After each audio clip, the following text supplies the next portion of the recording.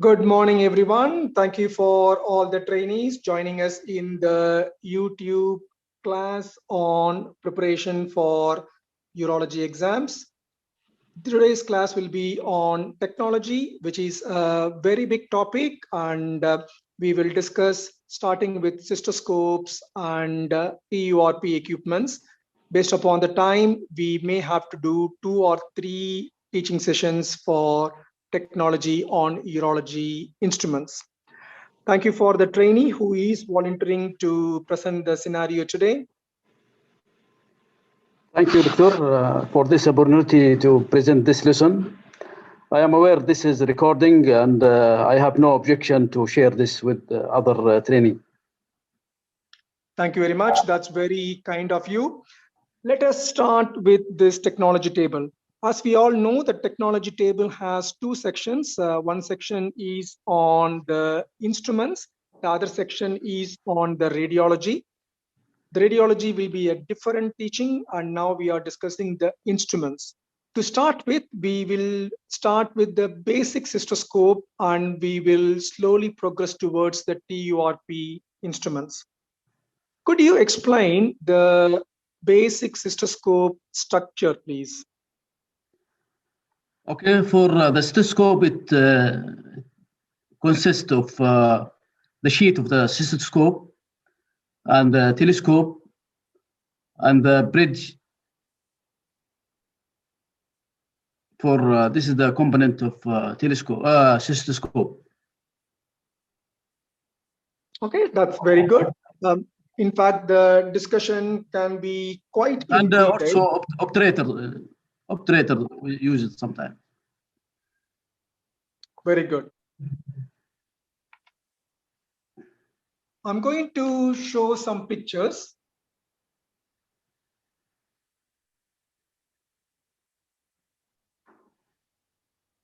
This is the book from which today's pictures were taken.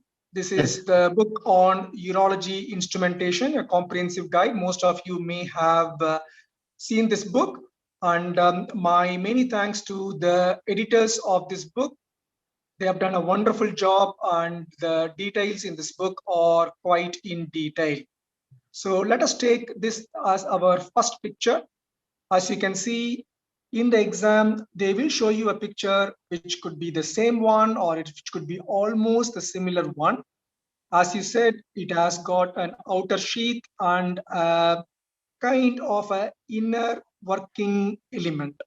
Now, just by looking into this, could you label the structures starting from 1, 2, 3? Yes, the one is telescope, and the second the eyepiece, and the third one light source. The fourth one is size of the mark for size of the scope. The fifth one is the irrigation stock, and the six. It means the size of the working element in the scope. 6 French. It can allowed for 6 French ureteric catheter to pass. 7. This is the 7. This is working element channel closed and opening, and 8 is the nipple of working element to avoid irrigation from coming out. And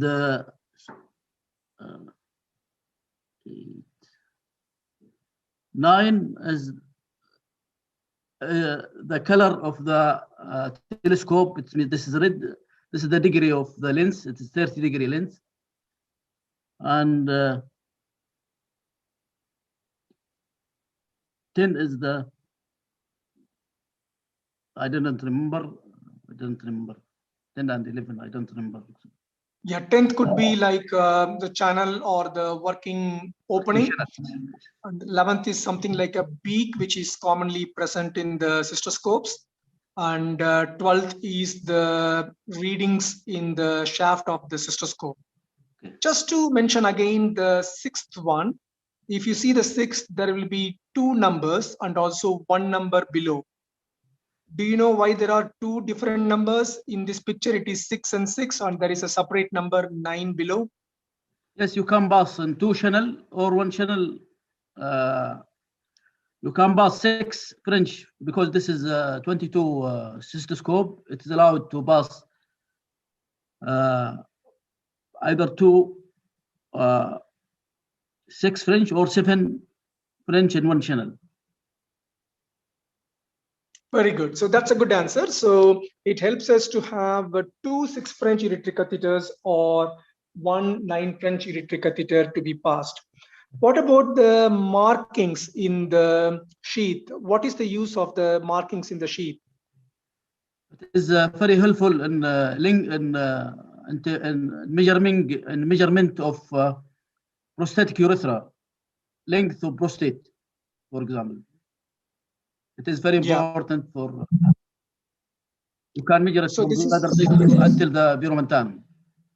Yeah, so this is the outer sheath. If you see, the marking starts from midway, and it's like 1 centimeter markings, but it's not present in the first 10 centimeters. So it is more useful only for the measurement of the prostate. So once you are at the bladder neck, you can see what is the marking. And then if you travel further, you will see the marking, whether you're coming out or coming in. That will give you the length of the prostate. The only difference is the sheath in the internal urethrotomy procedure has got markings from the tip onwards, so that you will know the stricture length of the urethra also. Very good. So what are all the main uses of these kind of cystoscope sheaths? The cystoscope sheath, it is enable us for access to upper tract for like passing a guide wire or passing ureteric catheter or passing double gestin. Second thing, you can take biopsy, bladder biopsy from the bladder. It is diagnostic or therapeutic, you can divide it. Diagnostic only for diagnostic product for look for an cause of hematuria, any lesion in the bladder. Therapeutic to take biopsy, bladder biopsy, or aid in instrumentation of upper urinary tract, like passing a guide wire or ureteric catheter or double gestin. Okay. How the cystoscope is measured? How will you measure the size of the cystoscope? There is different size of scope according to each company. For Storz company, they have 17, 19, 22, and 25. And it's different on the color of the scope, sheet of the color.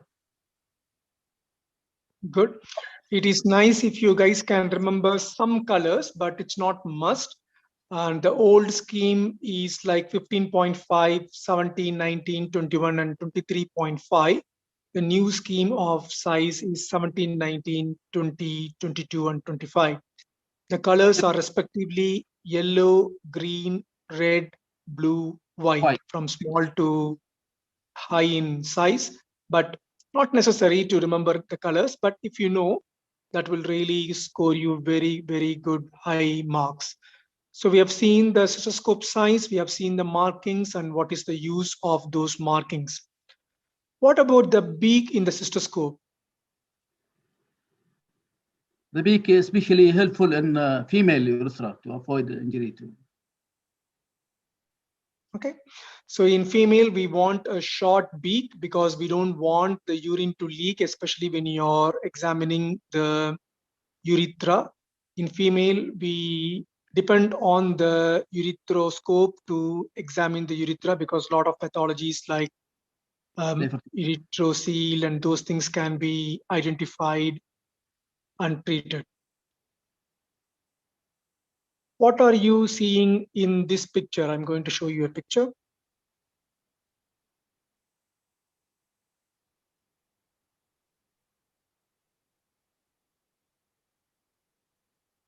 What is this?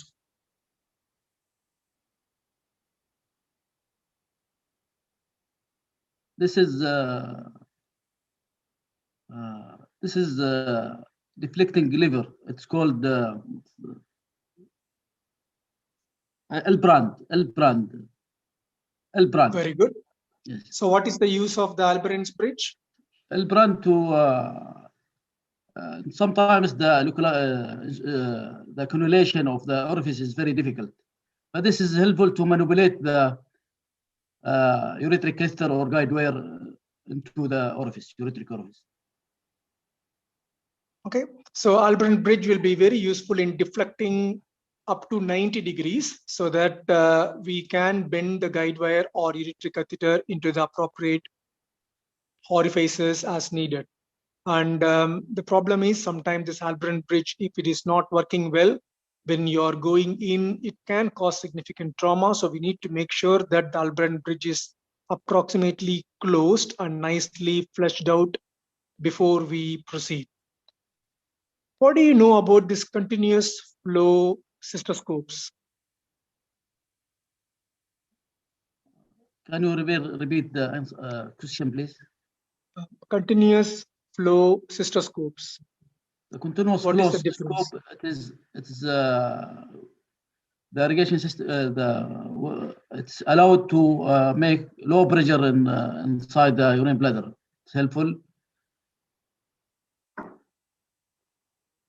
Very good. So it allows continuous flow and also it maintains low pressure because the inlet and outlet are quite different. We will discuss this continuous flow methods again when we are discussing the TURP equipments. Now coming to the actual cystoscope camera set. So what are all the structure of this cystoscope camera set? According to the telescope, it's the different degree of telescope. It's using now the rod lens Hopkin system, Hopkin rod lens system,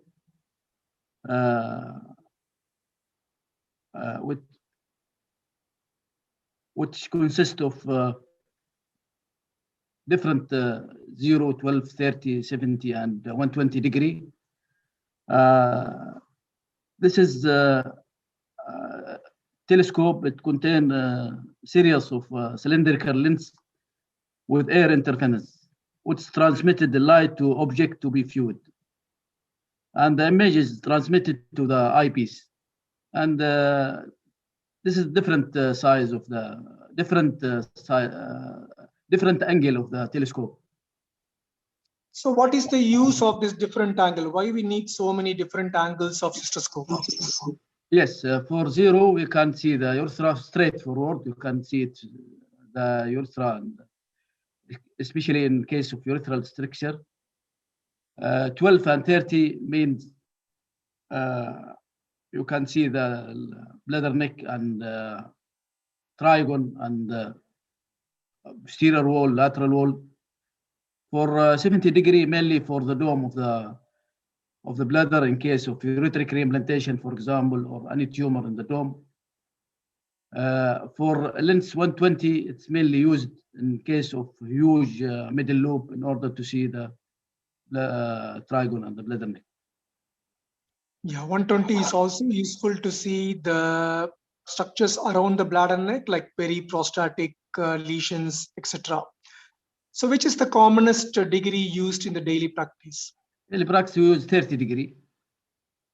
Lens. Why is that? Why 30 degrees? Why not 0 degrees? 30 degree, because it's allowed us to see the trigon of the bladder.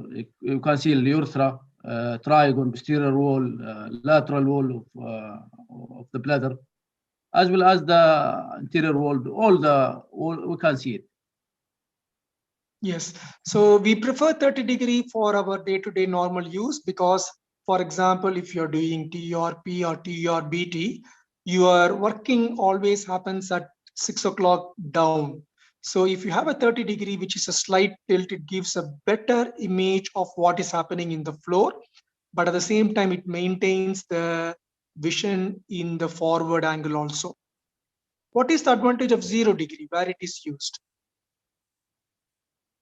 the advantage of 0 degree in case of when you urothroscopy or urethral structure, because we can only see straight lesion. Any lesion of the urethra, you can use it 0 degree. So if you want to see in it all, 0 degree is the best way, since we have dedicated internal urethrotomy cystoscopes. They use 0 degree because you want to see the lumen of the urethral wall 360 degrees. Why nowadays 70 degree or 120 degree scopes are not much used? Much used because I think better transillumination by rod lens system. It gives us more viewing of the angle and compare with the conventional one. So what is the main difference between the conventional telescopes and the rod lens telescope? The difference in the two part. For rod lens system, it replace a small glass rod with long glass rod, and the air in between is the air space is small in the rod lens system and compare with the conventional one. Yes, as you can see in this picture, conventional telescopes, we have small glass lenses, and in the Hopkins rod lens telescope, the glass lenses were replaced by much longer glass rods, and edges are nicely polished. So indirectly, these glass rods are better conductive media compared to the air, and air in between the rod lenses work as the actual lens. So in conventional telescope, glass is the lens, air is the conducting media, while in Hopkins rod lens, the air is the lens and the glass is the conducting media, which results in brilliant transmission of the image, and it also improves the angle of the vision, making 70 degrees, 120 degrees scopes little bit obsolete. But even then, we may need at times a 120 degree scope to get a good vision near the bladder neck. The other reasons why we predominantly use only 30 and 0 degree is we have flexible cystoscopies, which gives us a very good idea about what is happening in all the surfaces possible. So we don't have to really depend upon the rigid cystoscope for the diagnostic purposes. Could you explain me about this Hopkins rod lens system? As I told you, the Hopkins rod system is composed of metal cylinder, metal sheet. Inside the sheet, there is a long glass of rods. In between is small air of small space of air. As you mentioned before, the air is the glass, is the lenses. Very good. So it's better light transmission due to presence of glass, wide viewing angle, image resolution is quite better. Also, I remember you can document the photography and you can document even the image and the video. Yeah, and there is improvement in the refractive index. Viewing angle is quite nicely improved, and the profile of the telescope shaft has become smaller. So we are able to view more areas with shaft of the scope being smaller. Then we have the Hopkins 2 type 2 lens, which further improved the brightness and brilliance and also gives us quite high resolution pictures. So coming to the flexible cystourethroskop, what is the main mechanism by which the flexible cystourethroskop works? The cystoscope, it's consists of thousands of optical fiber bundles, which depend on transmission of the phenomena called total internal reflection. And for the light and for image, for the light, we need just only no coherent fiber. For the image, we need coherent fiber to transmission And this fiber consists of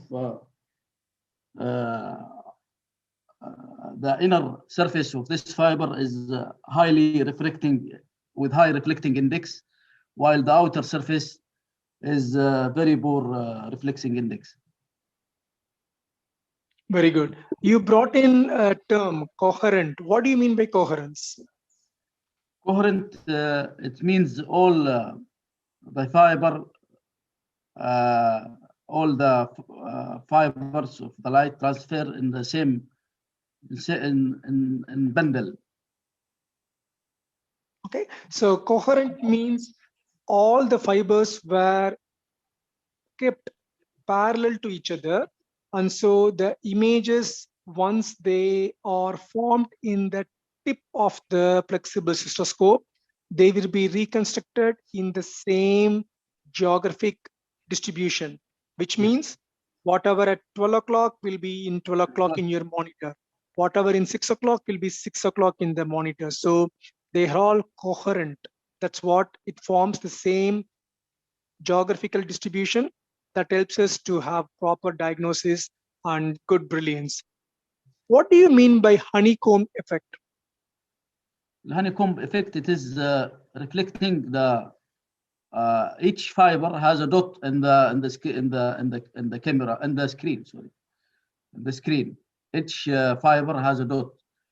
The total to give you appearance of honeycomb appearance.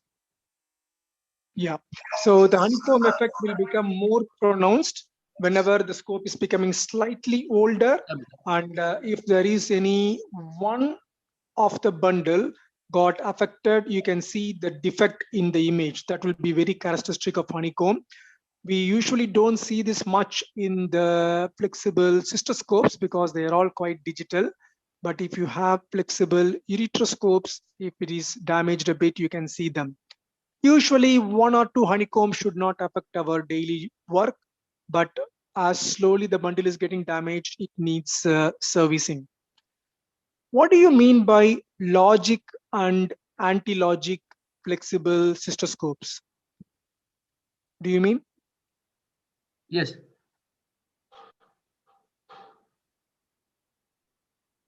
There are 2 types, logic and anti-logic. Do you know what is the difference? No, I don't know. Okay. Logic means when you're bending the lever, when you bend it up, the scope also will go up. While anti-logic means if you bend the lever up, the scope will look down. So all the flexible cystoscopes and urethroscopes can be divided into logic and anti-logic type. It's not a very common question, but it's nice to know. And most of the scopes what we use were logic, which means if you bend the lever down, the camera also will go down. That is the main difference. This Okay. is also another called American and European style. For the same? Yes, yes. Because that's the commonest thing available in the countries. Now you got a patient who got urethral stricture. So which type of equipments you need for a stricture patient? For stricture patient, I need first I have to diagnose him with urethrotomy 0 degree. Mhm.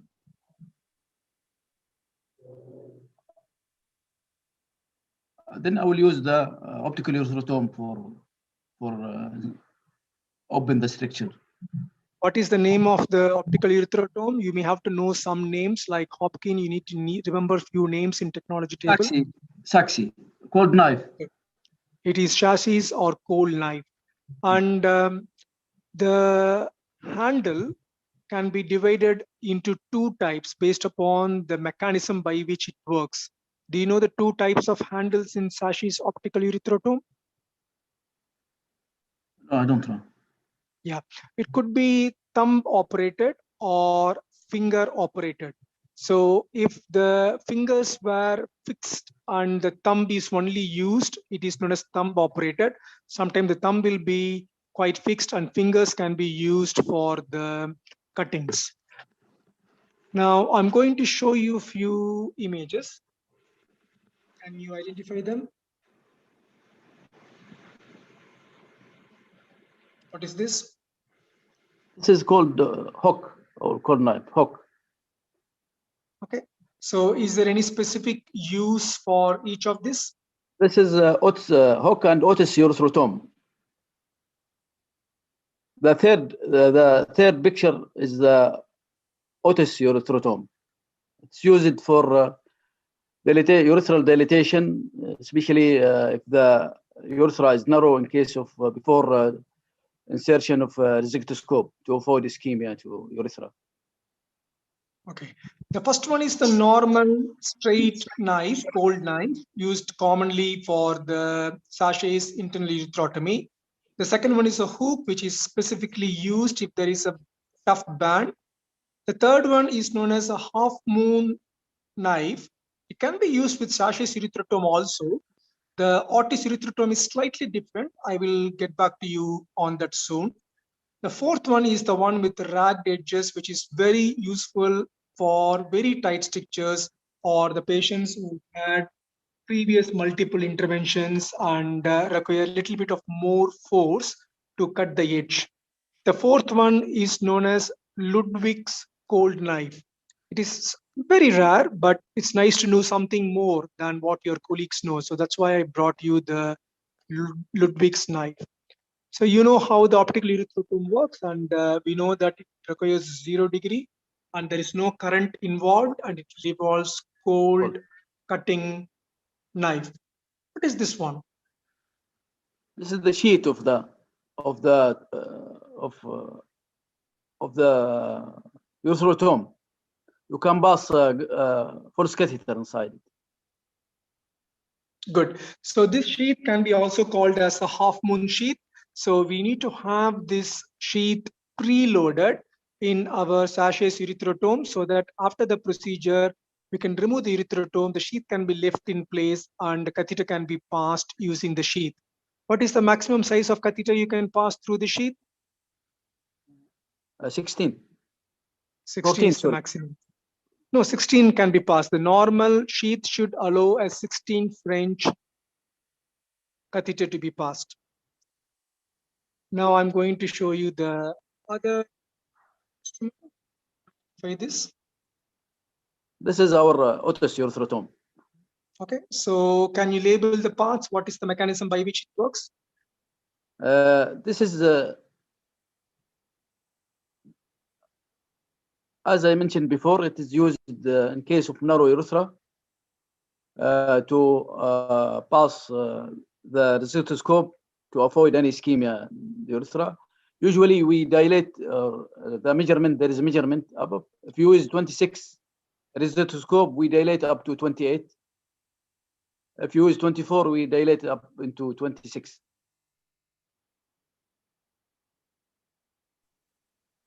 Okay. So with the help of that calibrating lever, you can calibrate to which level you want the dilatation to happen. What is the maximum size up to which you can create a channel using the Otis urethrotomey? 32. It can go even up to 45.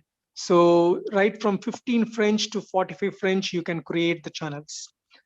Good. So we have discussed the simple cystoscope and flexible cystoscope, or can be called as flexible urethro-cystoscope. And the mechanism of the nephroscope is almost same. That's why sometimes the flexible nephroscopes can be called as flexible cystonephroscopes, which can be used both for PCNL and also for the bladder. Now let us go to TURP. Let us discuss monopolar TURP today. So let me know what kind of equipments you need for a TURP surgery. For TURP, we need Resection, we need working element, loops, cutting loops. We need bowl, electrode bowl. We need also for evacuation of ships, evacuator. We need electrosurgical unit. Okay. Can you identify these two sheets shown in the picture now?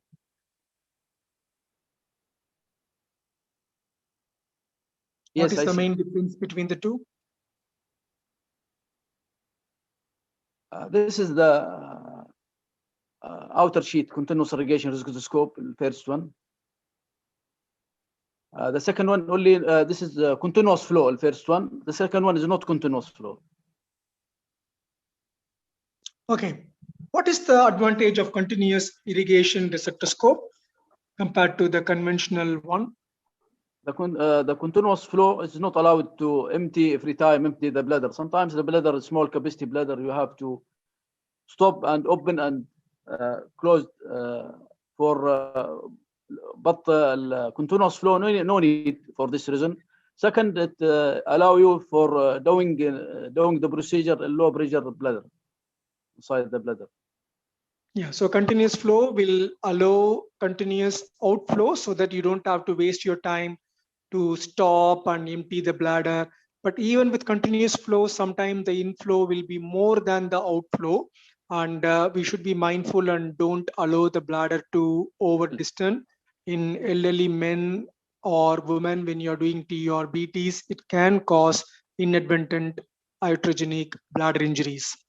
So what are all the material by which the modern receptoscope sheets are made of?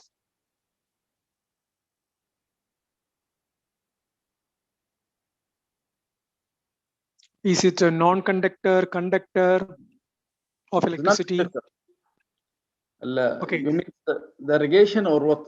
It's non-conductor material, sheet. yeah. The receptoscope sheets are made up of three material. One is metal, two ceramic, and third Teflon. The distalmost part, which sometimes you can see it as a white beak, it is a Teflon. It is a non-conductor. It is non-conductor because sometimes inadvertently when you're doing TURP, the loop can touch the wall of the sheath, and we don't want the current to be conducted through the sheath. If it happens, it can cause urethral stricture and passage of the current into the sheath's main stem. So the tip is made up of Teflon. The rest of the sheath is made up of metal because we want some strength so that we are able to maneuver the equipment. The inner portion of the beak is coated with ceramic. Ceramic is very good non-conductor and also very good heat resistant. We know that the loop will produce very high temperature, so we need ceramic inner coating. So the sheets are made up of metal, which is the main body of the sheath, ceramic, which is the inner portion coating, Teflon, which is the tip distal most portion, which is a non-conductor. And what is the type of irrigation used in normal TURP? Normal TURP, you use glycine. Okay, so we have seen the pictures of the continuous irrigation receptoscope and conventional non-continuous receptoscope. We know Ignatius is the name of the person who devised the continuous irrigating scope. So know some names which will be very handy. Now, what are all the ways by which the receptoscope working element will work? Is there any types? There is active and passive. What do you mean by active and passive? The passive, the movement of working element or the cutting loop or is forward, while the passive is backward movement. Okay, a slightly easier way to explain is in case of the active loop, the cutting of the prostate or the bladder tissue happens when you are moving the working element. So the cutting happens during the action performed by yourself. The advantage of the active is as the movement is active, you can speed up the resection. You can resect with comfort and it is under your control. The speed is under your control. The disadvantage of the active working element is the loop will remain outside the sheath in the resting state. So you should be very careful that loop should not puncture the bladder wall, and the bladder should be minimally distended to make sure the bladder injury is not happening. And When the other disadvantage of the active loop is if the surgeon independently takes more pressure, it can cause quite deep resections and sometimes capsular perforation, etc. When you come to the passive loop, you will actively move the loop away from you, and the spring mechanism will bring the loop, and during that passive bringing back of the loop, cutting will happen. It's very rare. We don't have much passive elements in practice, especially in countries like United Kingdom. The advantage of the passive working element is in the resting position, the loop will remain inside the sheath, so the damage to the bladder is avoided. And since the cutting is happening passively, it always happen in a very uniform sized manner. It's a slow process, but it's a very uniform cut. And it is good when we can use it for optical urethrotomy. The disadvantage is, as I said, even though the resection is uniform, it is quite slow. Now, coming to the loops, what are all the types of loops you use for TURP? We have two loops, thin loop اللي هو 0.6 millimeter, and we have thick loop 12 millimeter. Okay, so what is the use of thin loop and thick loop? In which areas you will use them? Usually thin loop you use it in case of bladder tumor or in case of small prostate. While thick loop mainly for large prostate, and mainly I will use it in lateral loops. Mainly lateral loops. I will use the thin loop in case of bladder neck resection and at the level of the pericollicular area. Yeah, so thin loop gives you a little bit more control. So in case of the bladder tumor, you can use thin loop, as you said. And also if you are dissecting the prostate quite closer to verumontanum, you don't want to inadvertently take a deep loop scoop and injure the sphincters. So you can use thin loops. While if there is a big adenoma, you can use thick loop. Thick loop is quite good in taking good amount of resection. But as you start using, the thick loop will get slowly eroded and it can become thin loop. So be careful and examine the thick loop and make sure it is still thick when you are using the loop, reusable again and again for many, many months. What are the other types of loops other than the loops? Is there any other types of loops you will need? There is ball roller. Very good. So it's a roller baller. Roller ball will Roller. ball or roller ball, both are same name. It will help us to give good amount of current. So it gives us a good coagulation and it's very useful for point coagulation. Any other types of loops? Yes, there is Cole's knife. Very good. So what is the use of Collins knife? Use it in case of bladder neck incision or in case of urethric myotomy. Yes, urethrotomy is a very good, useful one. And also nowadays, with the advent and improvement of en-bloc resection of bladder tumors, Collins knife is quite useful to en-bloc resect the bladder tumors. Let us finish with the irrigating fluid for monopolar TURP. You said glycine already. Can you explain the contents of the glycine used for monopolar TURP? Yes, the glycine used is 1.5%. So what are all the constituents of the irrigation fluid? Glycine, the other type or glycine, other type of fluid? Yeah, you can say it is like 1.5% in water, in sterile water, yes, which indirectly equivalent to 230 milliosmol per liter. What are all the other irrigation fluids which can be used for monopolar TURP? We can use distilled water, we can use sorbitol, we can use mannitol.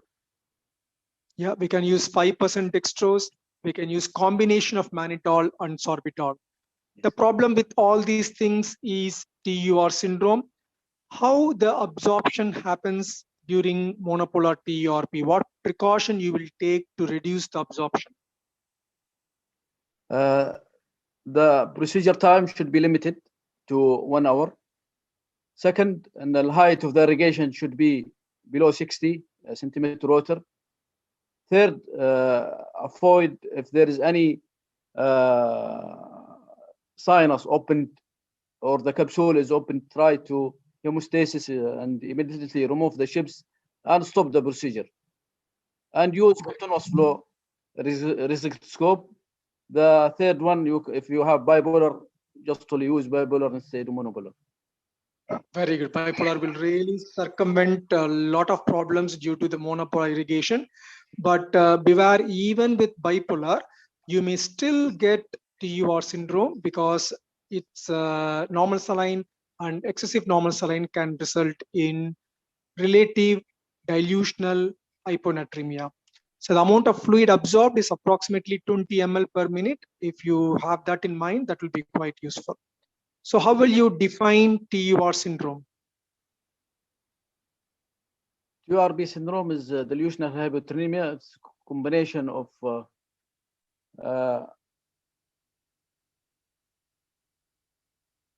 it's a syndrome which occurs due to excessive absorption of hypoosmolar fluid from after monopolar TURP. Yes. So the blood levels. Yeah. So the blood levels of less than. So approximately blood levels of less than 125 millimole per liter is of sodium is a level for TUR syndrome. What are all the signs and symptoms? The sign of symptoms depend on the there is a central nervous system syndrome, there is cardiovascular system syndrome symptoms. There is a start with bradycardia, hypertension, blurred vision, confusion, seizure. Very good. So mental confusion, paresthesia, you have covered everything. Let us don't discuss too much into TUR syndrome because that will be a different scenario. Let us complete today's discussion with accessories used for evacuation of prostate chips. So what are all the ways by which you can evacuate? We have two techniques to evacuate the chips. Either using Ehrlich evacuator or Tommy syringe. What I know, what in my practice. Okay. There is another one modification of Ehrlich evacuator, which is also known as a milk bottle like Ehrlich evacuator. Ehrlich evacuator as such contains three main parts. One is a compressible part which used to help the fluid to go in and go out. The third dependent, the globular part is the one where the chips tend to collect. And the modified Ehrlich evacuator is the milk bottle shape, which is much more easier to handle, but make sure that these evacuators produce very high pressure and the bladder should be only appropriately distended. Tommy syringe is a little bit older method by which you can remove the chips. That's very nice discussion today. It's just a starting of the technology. We have so much to discuss in the technology. Next class, we will start with bipolar TURP, difference between monopolar and bipolar. We will concentrate only on the technology parts of the urology and also what is the mechanism of the technology. And then once we finish the bipolar TURP, we will discuss about the Urethrotomes, PCNL set, etc. You have any burning questions on today's session? No, I don't have. Thank you. It's very nice to have you on board, and I hope this session recording will be useful for your colleagues who are also taking the exams. And thank you for agreeing to do this recording. Thank you. See you later.